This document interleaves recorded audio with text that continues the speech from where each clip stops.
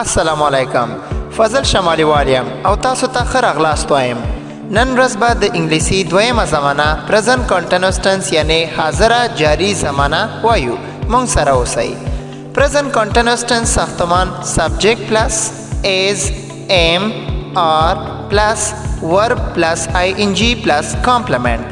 کچیری مونږ سره مفرد سبجیکٹ یعنی کار کوونکی وسیږي نو د سبجیکٹ نه پس به ایز لګو او کچیری آی وی ایم به لګو او کچیری سبجیکٹ مونږ سره ډیر وي یعنی کسان ډیر وسیږي آر به لګو د ورب سره آی ان جی او بقایا جمله. پرزنت کنټینیوس ټنس مونږ په دوه حالاتو کې استعمالولی شو، ناو او اراوند ناو.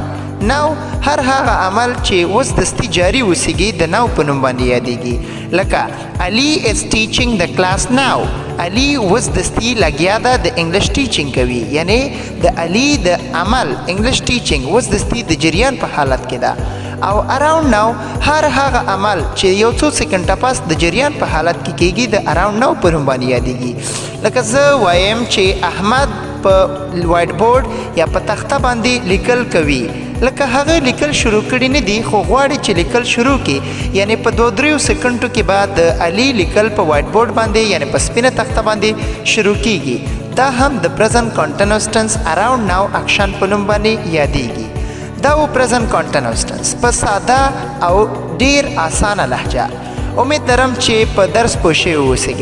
د نورو زمانو او نورو ګرامري درسونو دپاره زموږ د یوټیوب چینل فضل شمالیوال سبسکرایب کړئ. مننه کوم.